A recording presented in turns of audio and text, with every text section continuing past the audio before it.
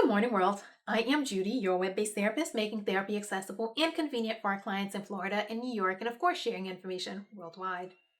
Today, I want to talk about 5 must-haves for couples who are making the decision to stay together after infidelity. I guess you could even say 5 must-haves for to help your relationship survive infidelity. I actually recently read that a lot more couples are making the decision to stay in their relationship and work and heal and work through their issues after infidelity. So today we're talking about 5 things that when you make that decision, hey, we're going to stay together, 5 things you're going to need to ensure that your relationship will survive and will be able to heal from that infidelity. Before we jump in though, I want to take a quick moment and say if you are already subscribed, thank you so much. If you are not yet subscribed, please make sure you click the subscribe button so that you can become a member of our crew, a part of our team. We still don't have a name, but you'll be part of us. And of course, make sure you hit the notification button so that you can know every time I post something new. And if you would like to buy one of my books, which I would absolutely love, there's a link below that you can click and it will take you to a website that shows you all the different places that you can get my books. Okay, so let's get to work. First, a deliberate and intentional choice to stay together. Staying together is something that's going to require work. Staying together is not something that you just kind of, maybe, why not? Staying together requires you to make a deliberate and intentional, not a choice based on someone else's thoughts, not a choice that is haphazardly made. It's a deliberate, a very intentional, hey, we are staying together. I am choosing to stay in this relationship. I am choosing to work on this relationship. I am choosing to move forward with my partner after this incidence of infidelity. It has to be something that you want to do. It can't be something that you're just doing. When you want to do it, then you're going to be more willing to put in the work, because healing and recovering from infidelity is usually not the easiest thing that you are going to be doing throughout your life. So that making it an intentional and a deliberate decision where it's like, yeah, I thought about it. I really considered my options, and this is what I decided to do. This is what I thought worked for me. This is what I want to do. This is what I have chosen. This is really make it a personal, a definite, a very deliberate, not something you just decided to do.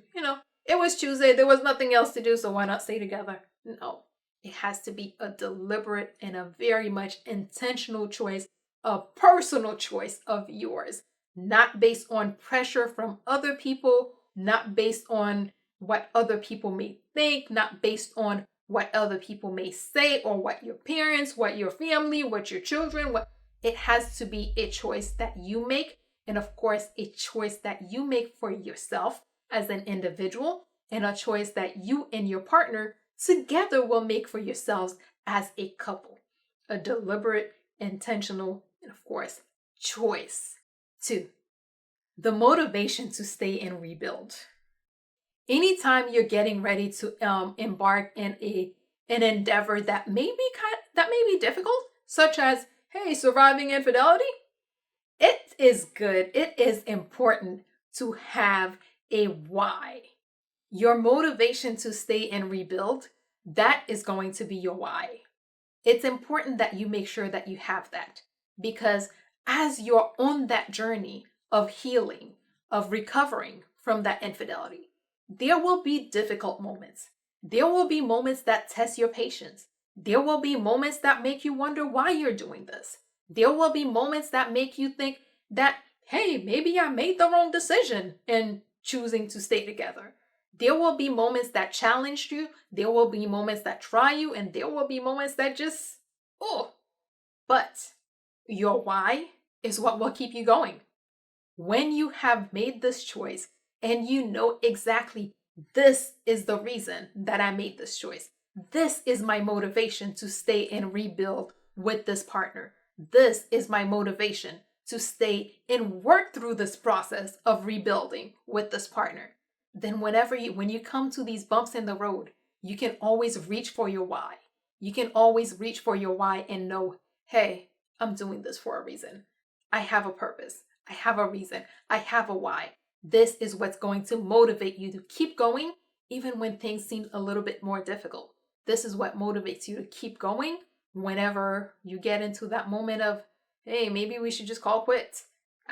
Especially after you've invested a bunch of hours and days and time in starting to rebuild. When those challenging moments come, your motivation to rebuild, your motivation to stay together is what is going to help balance out or give you that new renewed energy, that new push, that new, hey, I can give it one more step. I can take one more step. I can take the next step in this journey. So as you're doing it step by step, keep your why, keep your motivation in mind, because yes, recovering from infidelity is a challenging journey. 3, a commitment to do the work together. I mentioned before that infidelity is not one of those things where you decide, hey, you cheated, you go take care of it, I'm gonna sit back here. No, infidelity doesn't work like that. Recovering from infidelity is a two-person job. Both parties have to be interested, both parties have to be committed to doing the work in order for the relationship to survive. It's not something that one person can do by themselves. It doesn't matter how strong, how intentional, how deliberate the person is. It takes a team effort. Both parties have to want this. Both parties have to put in the work. Both parties have to get up every day and do whatever it is that they've agreed to do. Both parties have to take every step together, because if it is just one person, more than likely you're not going to get to that healed place. You're not going to be at that moment of, hey, back to our normal or back to our new normal. You're not going to get there as quickly or as strongly as you can as you do it together. And when a couple takes the time to work through that process and go through that journey together, they usually come out stronger because they've had and shared that experience. So taking that journey with your partner will not only help you understand where they're coming from, it helps them understand you. It helps you be a better partner. It helps you be better prepared to work with them or be with them in this next phase of your relationship. But if you guys don't take the time to do the work and are not committed to doing the work together, it does not work. And of course, if you're not committed to doing the work, sometimes it can be a little bit challenging for one or the other person. Let's say you're committed, but your partner isn't, or maybe your partner's committed and you're not. Your lack of motivation or their lack of motivation can definitely influence your ability to do the work that you have committed to do, because that's how it works. Why am I doing all this work if you're not even interested? Or if both parties are not fully committed, then the other person may not be as eager or as willing to invest their everything in something that their partner is kind of iffy about, or maybe their partner is not even interested in. So make sure that you are both committed to doing the work. 4, a willingness and a capacity to forgive. It is very important that you are able to forgive. If you are not able to forgive and move forward with that forgiveness, it's going to be very difficult. Forgiveness means that, hey, after we go through this process, you forgive this person, that it's not something that you bring up every other day whenever they, forgot to take the trash out. Remember you cheated? No. Forgiveness means that you're going to move forward in a new normal, in your new or in the next phase of your relationship. Yes, you know that this happened, but you're not going to keep it as a part of your relationship or as a part of the next phase of your relationship. Yes, it happened. We went through this. We healed from this. We worked. We went through the journey of working and moving forward from this. And then you forgive. You have to have both the capacity and the willingness to forgive. It doesn't mean that you're forgiving today. It does not mean that you have to forgive tomorrow. It just means that, hey, you are willing and you are prepared to get to that space of forgiveness. You are prepared to do the work that is necessary to get to that space of forgiveness so that, hey, maybe not today, maybe not tomorrow, but at some point we're going to have forgiveness. And of course, you know that, hey, yeah, I'm capable of forgiving. I might remember a few things, but I can forgive and I can move forward and I can love again. And that's another thing that's important because if you're not able to forgive, it makes it difficult to fully engage and fully love in that relationship when you still have that one little grudge that's pulling at you. So make sure that you have that willingness to forgive and move forward from there. 5, access to support. I keep saying that this journey is going to be difficult because I've seen it. It is difficult. Couples have to do a lot of work. Not just the person who stepped out of the relationship. Both parties have to do some work. And sometimes it can be trying. Sometimes it can be very emotionally difficult. It could just be emotionally draining. Sometimes it tries your emotions, your sanity, your physical, sometimes it just tries you because that's what it does.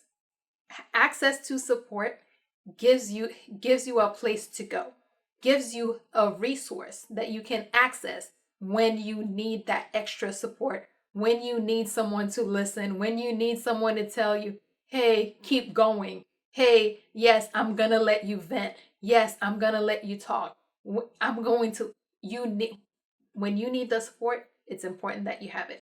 A lot of times I recommend that people engage a therapist because that's a good place to get that support, but it is also a great place to get additional resources.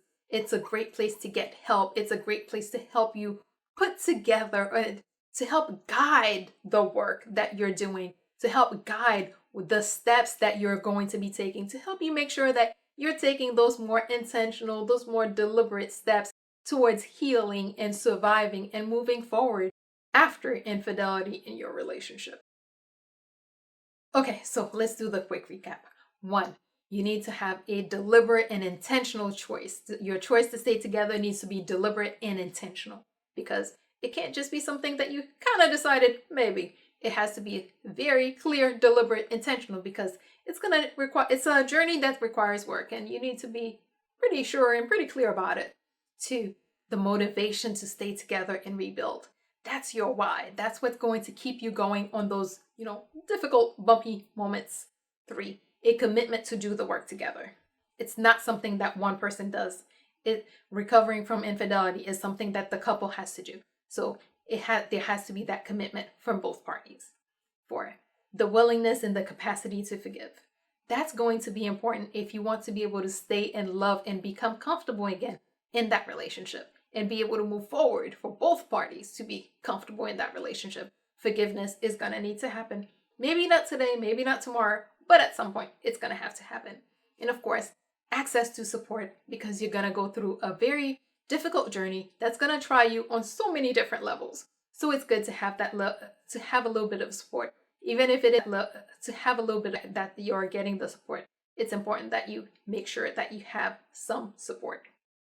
As always, if you or someone you know happens to be going through something that's more than you can handle, please remember that there are professionals like myself who are available, able, and willing to help with whatever it is that you may have going on. So please figure out who those people are in your community so that if you need them, you can reach out and get the help that you need. And that is all we have for today. Good morning, world. Have an awesome day.